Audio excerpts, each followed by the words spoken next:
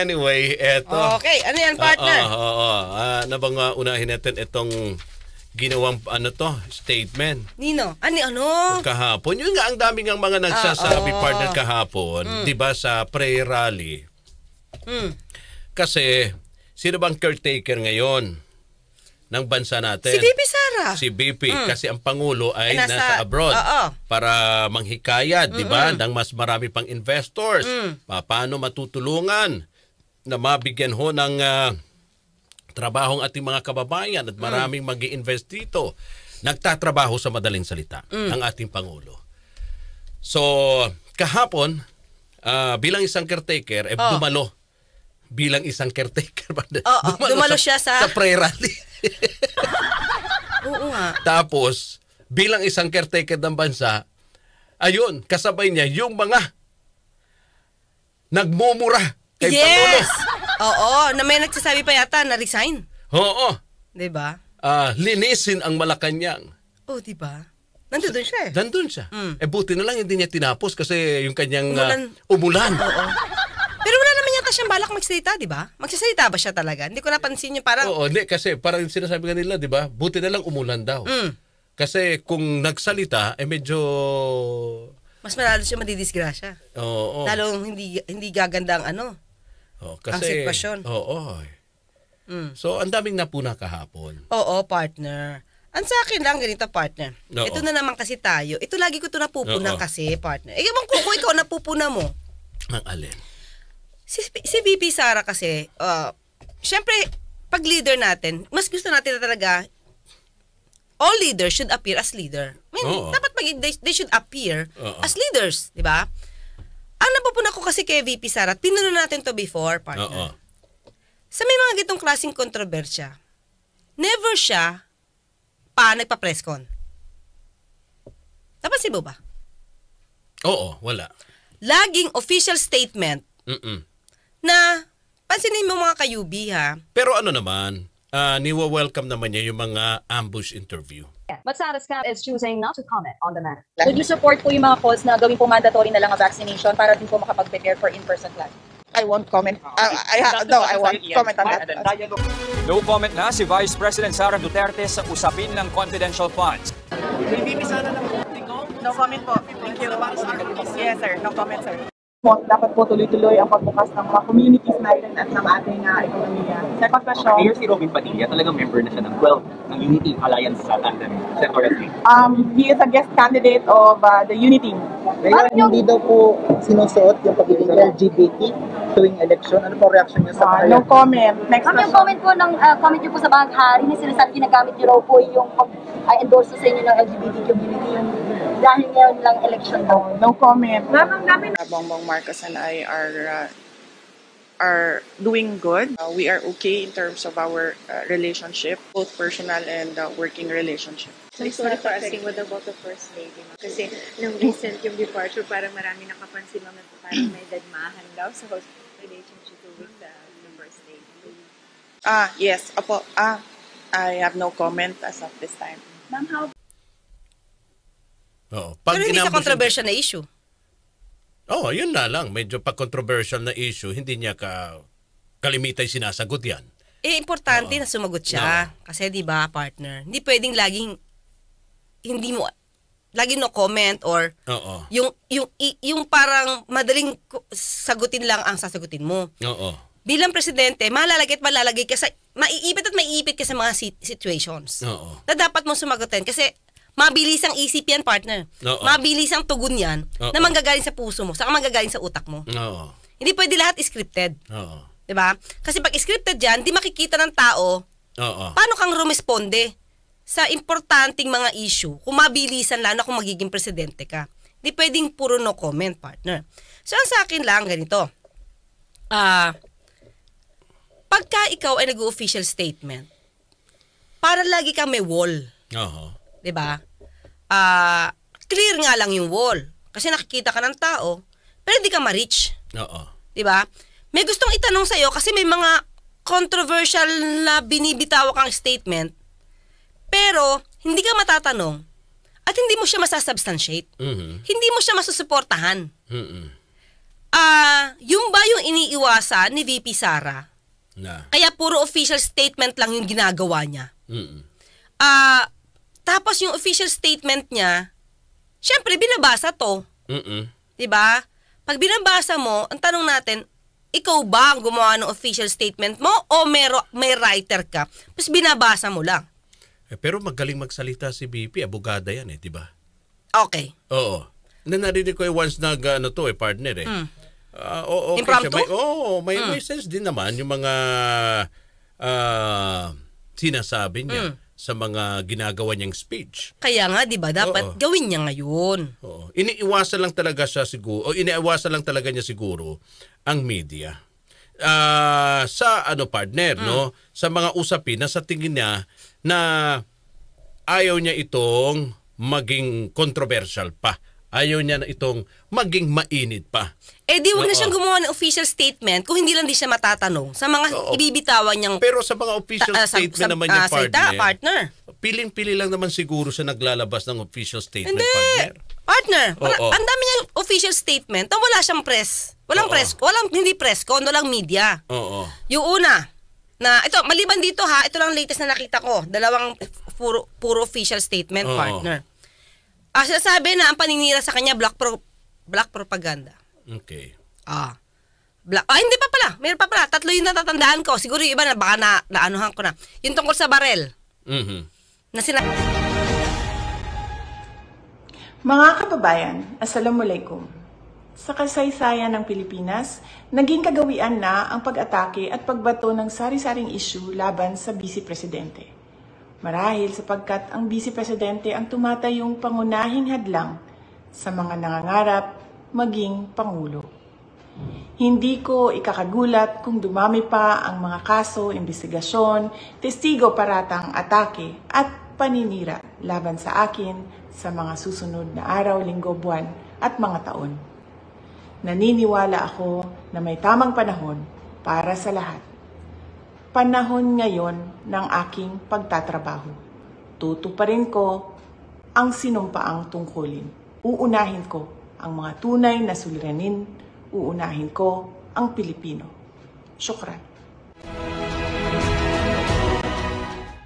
Mga kababayan, Assalamualaikum. Ayon sa isang nagpakilalang testigo, may kinalaman umano ako sa Oplan Tukhang, sa Davao Death Squad, at sa mga insidente ng pagpatay o extrajudicial killing sa Davao. Bago ang script na ito, sa mga taon na nagsilbi ako bilang Vice Mayor at Mayor ng Davao City, ni minsan ay hindi naugnay ang aking pangalan sa isyong ito. Bigla na lang nagkaroon ng testigo laban sa akin nang mahalal ako na Vice President. At kabilang na nga ako ngayon sa mga akusado sa International Criminal Court. Maliban sa tiyempo, malinaw na sadyang pinilit lang na maidugtong ang pangalan ko sa isyong ito para ako maging akusado sa ICC. Ang pagpupumilit ng ICC na pakialaman ang ating hudikatura ay panghihimasok sa ating soberanya. Paglapasangan ito sa dignidad ng mga Pilipino at sa karangalan ng Pilipinas. Wala na itong debate sa testigo at mga tao na nakapalikod sa kanya. Mag-file kayo ng kasong murder laban sa akin dito sa Pilipinas. Mga kababayan, ang black propaganda ay maruming bahagi ng politika at gagamitin itong sandata laban sa akin ng mga taong nangangarap na makita tayong bigo sa pagtupad ng ating sinumpaang tungkulin sa bayan. Nagiging mas matindi, mapangahas at desperado na ang mga paninira sa akin ngayon. Bahagi ang mga ito ng isang organisadong demolition job na ang layunin ay sirain ang aking integridad at gumawa ng imahe na ako ay isang mamamatay tao, na korap, abusado, taksil, at isang warlord. Makikita natin ito sa pag-atake sa confidential funds, pagpapalaganap ng video sa Commonwealth traffic, paggawa ng issue sa pagtatag ng security para sa opisina ng Vice Presidente, paglabas ng testigo na umano'y ako ay kaparte ng Davao Death Squad, sa malisyosong ulat tungkol sa aking mga baril at ang pambabastos sa relasyon namin ng aking asawa. Kamakailan lamang ay nagsusulputan din ang mga online scam sa pera sa social media, katulad ng scholarship o pabaon program para sa mga mag-aaral. Sinisiraan ako para pagdudahan, pahiyain, at panghinaan ng loob. Nais nilang isuko ko ang aking sinumpaang tungkulin na magsilbi sa bayan. Ayaw nilang magtagumpay tayo para sa edukasyon ng mga batang Pilipino at para sa kanilang kinabukasan na nanganganib sa kamay ng korupsyon, kriminalidad, iligal na droga at terorismo. Taliwala ni ining tanan, daghang salamat sa inyong padayon nga suporta ug pagmahal. Magpadayon ko sa akong trabaho para sa kaayuhan sa nasod. Salamat sa inyong patuloy na suporta sa aking mandato na itaguyod ang pag-angat ng antas ng edukasyon ng ating mga kabataan. Salamat po sa inyong mga dasal. Tandaan po natin na ang mga paninirang ito ay nagkukubli ng mga personal at politikal na interes. At ang mga ito ay hindi ninyo interes. Hindi interes ng bayan, hindi ito interes ng Pilipinas. Na sinabi ko mukha sila. Official statement yon. Mula kay Pastor Kibuloy na Glory Mountain. Official statement yon without categorically denying. Basta official statement. Pangalawa, meron ulit siya official statement na black propaganda lang yung ginagawa sa kanya. Diba? Inumpisahan sa confidential funds hanggang sa umabot dun sa allegedly may relasyon sa isang basketball player. Pero ako ayoko talaga noon. Yung dulo na issue, wag yun. Foul yun. Babae si VP Sara, hindi maganda na lagyan siya ng kwento kung wala naman din kayong basihan. It's foul. Diba? Ngayon, pangatlo, itong tungkol kay Pastor Kibuloy. Lahat yan, puro official statement. Wala man lang nakapagtanong sa kanya para ma-justify niya yung statement niya. Sa akin, dapat hindi. Pag maglalagay ka ng ganyan, sa akin, uupo ka, magpa-press con ka. Para yung mga tao na mga press partner, hindi lang vloggers, you can invite vloggers, you can invite mainstream media. Para makapagtanong sa yung statement. Ma-justify mo kung ano yung sinabi mo. O halimbawa, partner, tungkol sa barel, o kuha ka ng media. Ang sinasabi mo, paninira sa iyo to. O, edi justify mo na paninira. I-justify mo na talagang wala ka dun. Diba? Kasi nagsalita ka na eh. Kung wala kang official statement, partner, edi walang issue na dapat itanong sa'yo. Diba? Since... At wala din siyang dapat sagutin. Oo, wala siyang sasagutin kasi wala kang binigay ni statement. Yung issue na ikaw ay pumunta sa Glory Mountain para kunin yung bags of guns, mananatili yung nasa ere.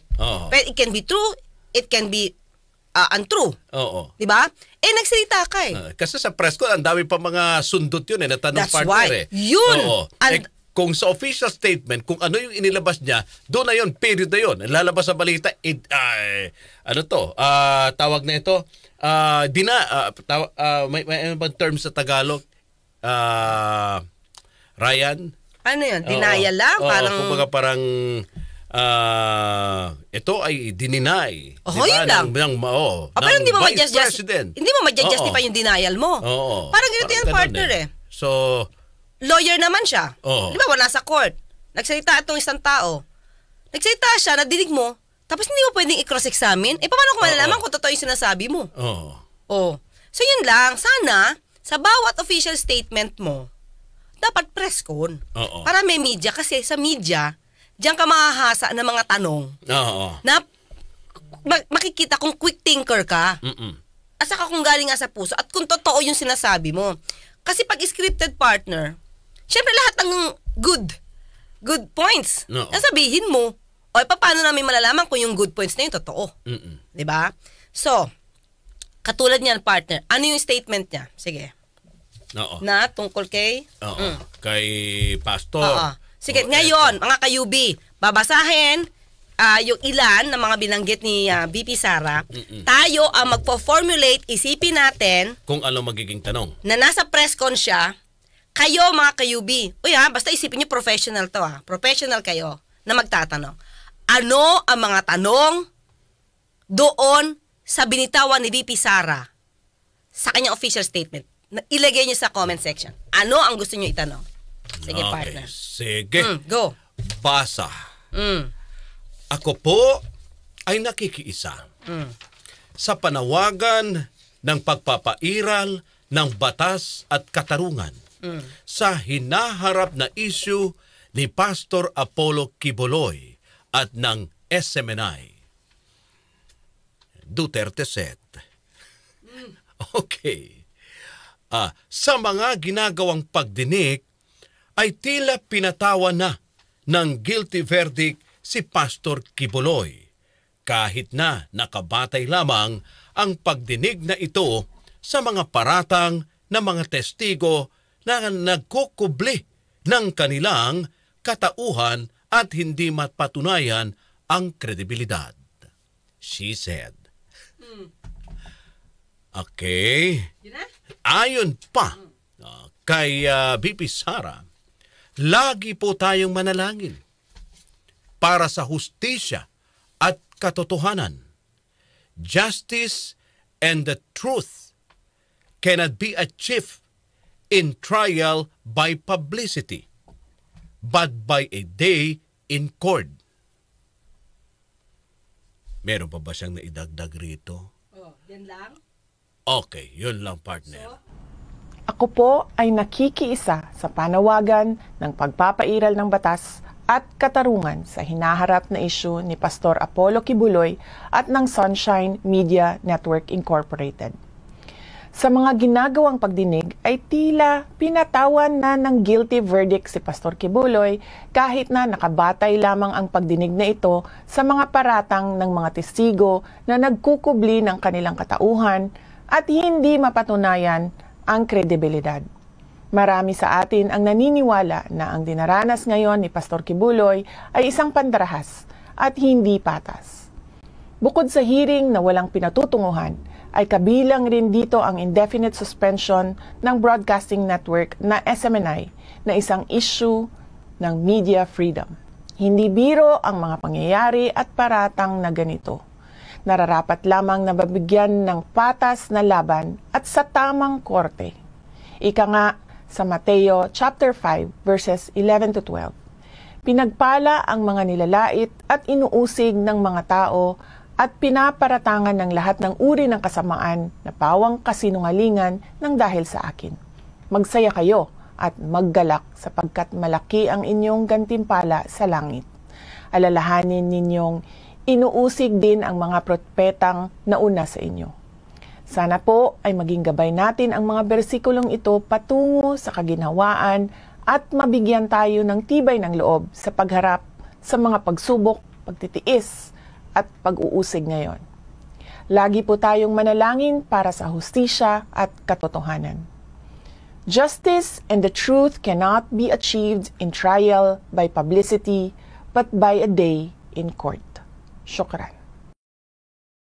Yan lang, kayo sinabi. Oo. Partner. Try natin mga kayubi. So, trial by publicity pala yung nangyayari ngayon, partner. Trial by publicity daw. Oo. Okay, unang tanong natin, partner, di ba? Ibig sabihin, hindi siya naniniwala sa mga bintang. Una ko itatanong sa kanya. Sige. Okay.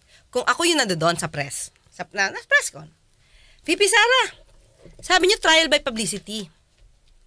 At naniniwala kayo, at meron kayong paniniwala na yung mga nandoon na nakatago ang muka ay hindi totoo ang sinasabi. Kasi naniniwala kayo kay Pastor Quiboloy. Okay? Ano doon? Di ba? Ano doon sa mga nag-testify, sino doon ang hindi nyo pinaniniwalaan? Di ba? Una yan, partner. Pangalawa, nakinig ba kayo?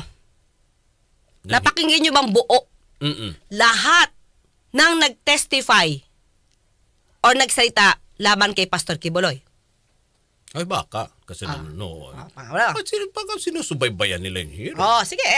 Ikaw na sumagot. Ang involved nila doon, ang involved doon sa hearing, di ba? Kaya nga dinidepensahan nila. Kasi kilala nila si Pastor Quiboloy. Okay. So in other words, hindi ka naniniwala, VP Sara. Oo. Sa mga sinasabi ng ibang witness kasi may takipamuka. Oo. Okay. Paano na po si Ma'am Reynita na expose ang muka? Okay. Diba? Nagsalita, may recorded one, at the same time, online. Doon sa oras na yon, partner ng hearing, nandun siya. Online.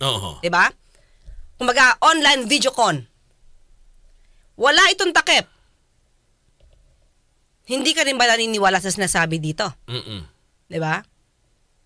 Kasi kung ang premise mo, yung may takip lang, hindi dapat paniwalaan. Paano yung walang takip ang muka? Paniwalaan ba natin? Diba? Panglima, nabasa nyo ba yung mga kaso na hantungan, tama ito? Yung hinaharap ni Pastor Kibuloy noong 2018 tungkol sa bulk cash smuggling na nangyari noong 2018, partner. Diba? 2018. Tanong natin, at that time, 2018, sino ba ang mayor sa Davao City? Lumalabas sa records, si VP Sara na. Okay. Bilang mayor ng Davao City at bilang close ni Pastor Kibuloy, napag-usapan nyo ba yung kaso tungkol dito sa bulk cash smuggling na nangyari sa Hawaii? Diba? Paniniwalaan mo ba yung kaso doon? O gawa-gawa kasi baka ayaw na din nilang pakialaw kasi nandun naman yung kaso partner, nakasampa na sa ibang bansa. So, at may abogado naman si Pastor. So, hinihintay na lang nila sa kung ano ang magiging partner, kahinad na ng kaso. Yun na nga partner. Diba? Oo. Kung pagsasama-samahin natin yung mga idea, partner. Kasi nasabi niya trial by publicity to. Paano yun na news sa US na umabot dito sa Pilipinas at na wanted pa ng FBI? Trial by publicity din ba yun? O bakit ang pinupunan nyo lang yung nagte-testify na mga Pinoy dito sa Senado na nakatakip yung muka? Bakit hindi nyo ma-i-open yung kaso na nangyari sa abroad? Na kinabibilangan din ng kapwa nyo Pilipino, may iba foreigner pero may mga kapwa kay Pilipino na allegedly na biktima sa US. Yung ba trial by publicity ba yun? So hindi natin pwedeng ilahatin, partner. Kaya nga yun kapag ka ikaw ay nagsalita ng official statement, dapat lahat yan alamin mo. Lahat ng kwento dyan alamin mo. Diba? Kasi, ano mangyayari niya? Namimili ka ng issue. Tapos papalabasin sa ibang tao. Trial by publicity to paano yung ibang naging issue? Diba? Paano yung nahuling $330,000 sa Cessna plane ni Pastor Kibuloy? Anong say mo dun? Yun. Partner, sige, tanong natin, anong say mo dun? Pangalawa, yung susunod, partner. Diba? Anong say mo doon sa nahuling pera? Anong say mo doon sa nahuling parts ng baril? Ang siguro ang tinutumbog lang rito ni VP Sara, yung sinasabi nga niyang trial by publicity, yung hearing mismo. Sa Senado. Sa Senado. Yun na nga. Yung hearing mismo sa Senado, na kung saan, medyo questionable, siguro kine-question nila etong mga nag-aakusa kay Pastor Kibuloy, yung kredibilidad ng mga ito. Nandun yung pagdududa. Doon lang tinutumbog yung kanyang binabanggit rito na trial by publicity, yung mismong hearing na ginagawa ng Senate, na partikular yung committee na hinahawakan ni Senator Risa Ontiveros. Oo nga, partner. Pero we're talking of Pastor Kibuloy as a whole. Hindi pwedeng tagni-tagni, hindi pwedeng part by part. Diba? Kasi nung nangyari yung issue na yan, partner, yung tungkol sa cash smuggling, saka yung mga parts na nakita sa Cessna plane, siya yung mayor. At that time din, partner, kailan pa ba mayor? Na-involve. Ito tatanong ko dito, inamin naman ni Pastor Kibuloy ito siguro dapat alam mo rin to. Kasi sabi ko, hindi, dapat alam niya lahat yung issues kasi nagsalita ka na sa official statement mo. Na-involve. Diba? Si Pastor Kibuloy sa di umano land grabbing. Diba? Anong taon to? Mapasok ng 2011 hanggang 2014. May issue about land grabbing, partner. May issue na about land grabbing dito. Mayor ka ng Davao. Ang mayor siya ng Davao noong June 10. June 2010. Hanggang palitan siya ni Pangulong Duterte noong June 2013. Di ba? Pag-amalang palitan. Ano ang ginawa nyo na pag-iimbestiga tungkol sa alleged land grabbing? Mayor ka na. Baka malay natin, partner. Baka may ginawa siguro talaga silang investigasyon dun sa Davao. Actually, partner, ito na nangyari. Inamin nga ni Pastor Kibuloy na ito ay inayos ni Tatay Digong. Para yung sinabi ni Mayor na utang na loob. Ako ang kila, malaki din ang utang na loob kila. Kasi habang lumalaki tayo, nagkaroon tayo ng maraming problema. Unang-una, yung property na to, which is that tax, sa panahon ni ERA, this is supposed to be sequestered by the government for the airport. Sabi ni Mayor, wow. Napigilan yung presidente at nalapigilan tingnan. Nandito na lang. Yung pangalawa, yung Fair Mountain, nagkaroon tayo ng problema ito about conversion. Dinumanda ako ng illegal conversion of land. Hindi ko wala mong patas na yun. Napigilan ako ng 6 years ng convicted. Si Mayor din ang lumakad noon. Nagpili siya lumakad at pinuntahan ang lahat ng madapat puntahan. And I was on the brink of being put to jail. So, yun ang tulong niya.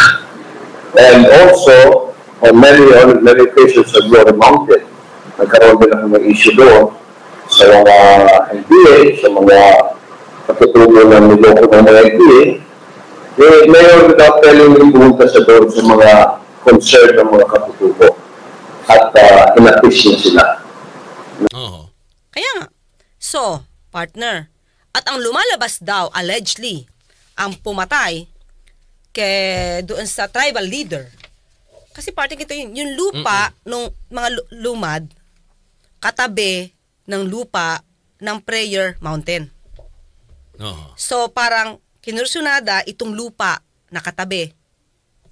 Kaya itong mga katutubo dito, napaalis. Yun yung dating nirereklamo sa Davao. Diba? So, ito, mga kayubi, ang sinasabi natin, parte ng news. Diba? Kung nagkaayos sila dyan, so di natin alam anong klaseng pag-aayos. Yung ginawa. Diba? Especially na at that time, humihingi ng tulong yung mga katutubo dahil nga daw mga kayubi hindi ko naman sinasabing ito Bible truth. Naapi sila. Okay. Yun yung issue. So, bilang kayo yung opisyal, palitan lang naman kayo ng posisyon, ano ang ginawa nyo? Pero ito, lately sa Q&A, sa Gikan para sa Masa, inamin nga ni Pastor Kibuloy na ang umaayos niyan ay si Tatay Digong. At okay na daw sila na mga katutubo. So yung kung anong pag-aayos yan, kung may persahang pag-aayos yan, o talagang voluntaryong pag-aayos yan, kayo lang ang nakakaalam dyan. Hindi natin alam. Pero, alam naman natin si former President Duterte, malapit din yan sa mga katutubo. Halimbawa, marami nga din siya mga ginawang mga partner, di ba nung Pangulo siya, mga programa at mga para sa mga katutubo. Kasi sa Davao talagang maraming mga katutubo. Baka talagang ibinigay kung ano yung mga hiniling ng katutubo. Kaya nakuha yung lupa. Hindi natin nga partner. Ako, yun lang ang partner at tinitignan ko, mga posibilidad na nangyari. Sabi sa news. So naaakusahan, di ba, sila Pastor Kibuloy ng land grabbing. Pero, ang sabi ngayon, but Quiboloy's SEC members countered this statement and told the outlet that the former Lumad residents of Sitio Diolo, composed of 20 households, had turned over their rights to Jesus Christ Workers and Members Cooperative in exchange for cash or goods. So sa magkanong dahilan? Ganun naman pala na may nakuha naman pala sila. Binayaran naman pala sila sa lupa nila. Siguro. Ayaw ko magsalita kasi sila partner. At that time, tayo pareho wala. Pero kasi di ba lumalabas, bakit may nanglaland grab na issue kung voluntaryo yung transaction? Bakit lumaki yung issue, pero lumaki yung issue doon, pero hindi siya nai-issue masyado dito sa Metro Manila?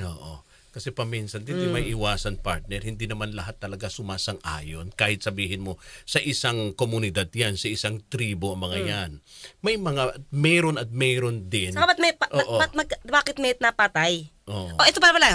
Balik ko ha. Ang sabi, NPA daw ang pumatay doon sa tribal leader. Pero kinakailan ng NPA na sila. 2014, 2011, 2014. Nangyari yung insidente. Yes. Partner, i-summarize ko lang yung pinaka-keywords na ginamit ni VP Sara sa official statement niya. Sa dulo. Una, ginigipit daw si Pastor Quiboloy. Di ba? Ito yung reason ko kung bakit kailangan ko tanungin yung ibang issues niya, partner. Kasi noon, itong mga issues na to, parang hindi pinag-uusapan. Especially during the time of Pangulong Duterte. Di ba? Ang laki-laki na ng issue about the FBI wanted, partner. Pero kumbaga binaliwala ito. When in fact, dapat hindi. Bakit? Partner, may involved na allegedly na abuso. Okay. Diba? Dapat ito, bilang presidente, at the time. Diba? Tapos mayor ka pa ng Davao, na tinitignan mo yan. Kasi nandiyan sa lugar mo, yung ginagawang allegedly, abuso. Diba? Kung ginawa sa US, dapat tinignan mo na rin, sinipat-sipat, using your intel funds or confidential funds, kung may mga bata bang naaabuso sa hawak mong lugar. Okay? So, gipit ba to? Partner, kung lahat ng tao na dadalhin as resource person sa Senado at sa House, gipit, wag na dapat magpagawa at magsagawa ng inquiry, Senate hearing. Kasi lahat dyan talaga mabubusisi, especially in aid of legislation. Pangalawa, partner, sinabi niya na dapat sa korte na lang. Ang sa akin lang, VP Sara, sana lang, alam mo rin naman kung ano ang trabaho ng mga Senado at paano ba pwedeng gamitin yung kanilang power to summon or to subpoena a resource person. Partner. Kasi nasa decision to ng Supreme Court na kahit may case, yung Senado ay pwede pa rin magpatawag in aid of legislation. Jurisprudence na to, partner. So hindi mo na yan pwede ma-question. VP Sara. Pangatlo, partner, trial by publicity. Partner, tandaan natin, lahat na naimbita dyan na may kontrobersya, Nanay LV, Secretary Galvez, lahat yan halos talagang inuusisa. Yun ba, trial by publicity rin? Kasi kung si Pastor Quiboloy lang ang sasabihin mong trial by publicity, may pinipili ka lang. Ang dami nang nagisa sa Senado. Noong pa tayo nagsasabi, partner, especially yung ibang mga senador dyan, kung magtanong, talagang wagas. Pero no reaction ka. Bakit kay Pastor Quiboloy lang ang iniisip mo ngayon na may trial by publicity? So, di ba, parang lumalabas, may favoritism si VP Sara. May nag-comment rito, anti-Sara ba daw ang kayubi, ang usapan? Hindi po. Issue lang pong pinag-uusapan po natin rito. Si Engineer Dax Chua. Engineer, di ba sabi nga natin, gusto ko nga siyang magpa-presscon para madinig lahat yung sasabihin niya. Kapag ka ba ang request, madinig lahat yung sasabihin niya. Kasi partner, ganito May wall kasi pag official statement lang. May wall yan. Hindi mo siya ma-reach. Hindi mo makuha kung ano talaga yung nasa sa loobin niya. And it is unfair for us Filipinos na siya yung VP natin, pero hindi natin makita kung ano talaga yung nasa, kung totoo o hindi totoo, yung sinasabi niya. We deserve a complete and intelligent answer, partner. Okay, Car Obs. Hanggang bukas, magkita at magkarinigan tayo. Ako po sa Tony Claire Castro, papalalang, huwag tulugan ang inyong karapatan. At mga kasama ko naman pong inyong lingkod, Radyo Man Rod